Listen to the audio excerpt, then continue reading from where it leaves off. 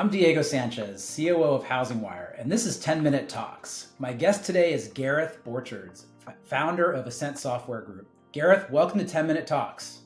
Thanks, Diego. Great to be here. Before we dive in, could you give a 60-second introduction of yourself and Ascent Software?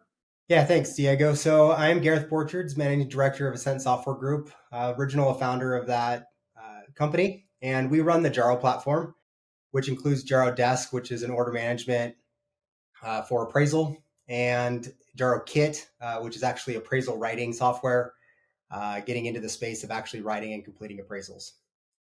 And we've been doing this for a little over 5 years now, but I've been in this space for almost 15 now. Got it. And you recently had an acquisition of the property data collection company called Value Acceptance. Why did you go through with this acquisition? Yeah, so when we look at appraisal modernization and what is going on in that space with the GSEs, PDR and PDC is definitely something that they are trying to bring in. So property data collection, not being done by an appraiser, but property data to go along with essentially their appraisal waiver that they have in this. And what that really is going out and generating a full floor plan for the property and collecting a bunch of pictures and doing things. The reason why we went with the acquisition is the technology that they've developed. They've actually been working on it for quite some time, and they have a LiDAR-based solution which allows you to generate a floor plan in real time, which is something that's unique to the market. And we're really big on turn times in all the stuff that we do. And part of the problem with a lot of the PDR, PDC stuff right now is that it has to go to an offshore team, or it goes to somebody has to manually extract from the video that gets taken all the measurements and creating these floor plans. And if there's a mistake or something's missed, you can't really do it. The Value Acceptance app fit right into what our model is, which is building software that the person on site can actually do everything right there from that device. And you get a much better floor plan experience than anything else that I've seen in the market. And so we were very excited to bring them on board and trying to push the boundaries of what we're doing in that space.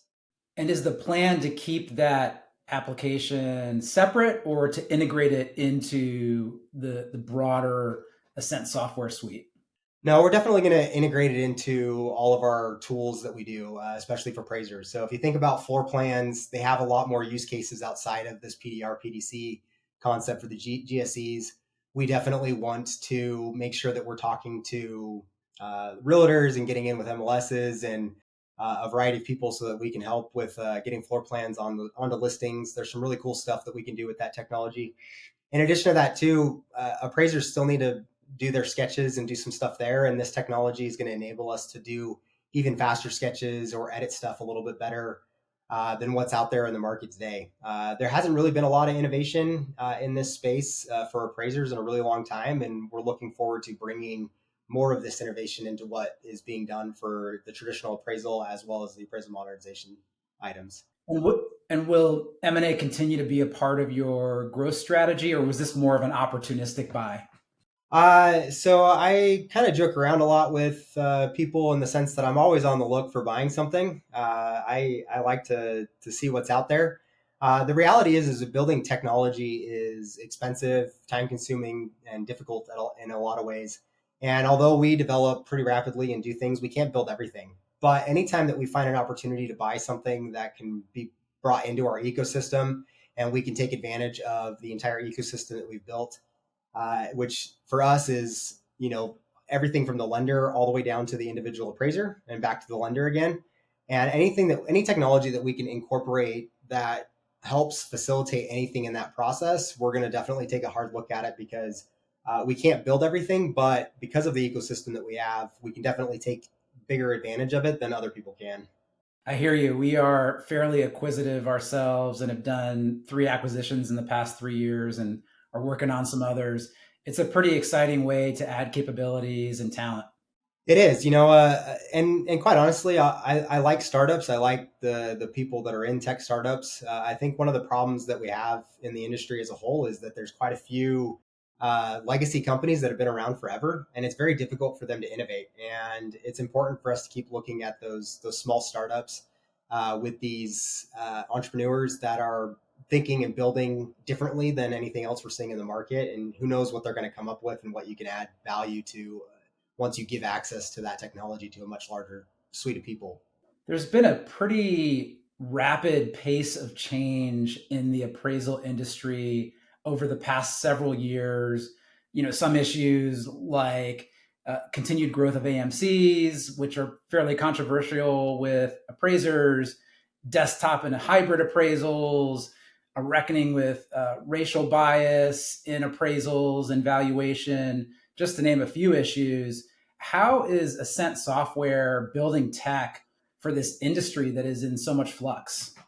I think that we in the appraisal industry, we get really hung up on the final report, what the final output is for all of these products. But in reality, an appraisal is an appraisal, and you go all over the world. And I've looked at appraisals in a lot of other countries. I've been looking at this from a much broader perspective for a long time. And the reality is that an appraisal has two components. There's the building of the appraisal, and then there's the actual output of the appraisal. And the problem that we have, quite honestly, is the fact that we have these 1004, 1073, these standard GSE forms that all these appraisals outputs, these reports are generated off of.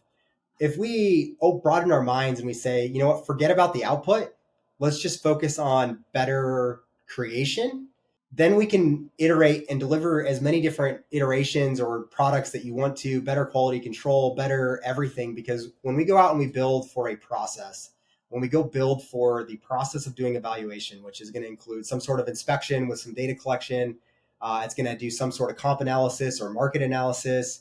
And if you just break those up into components, we build around each of those individual components. And when we have those components built, we can then turn around and export it into whatever format you want in there. So we recently have partnered with somebody that's going to be announcing, for example, a short-term rental product where we're validating short-term rental income.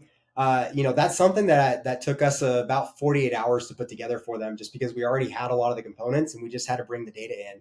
And as we continue to iterate and get our platform even more robust than it is today, I honestly think that we can actually iterate faster.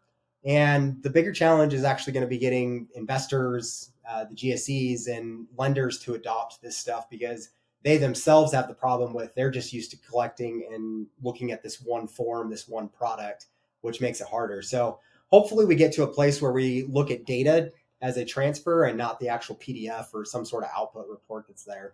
Such an interesting answer. Gareth, thank you so much for joining me today. I look forward to meeting you in person at the gathering, our April live event.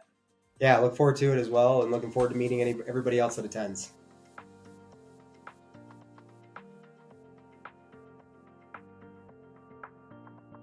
Thank you so much for watching this episode of 10 Minute Talks. If you want to stay up to date on all things housing, don't forget to subscribe to the channel and drop a like and a comment below if you enjoyed this video.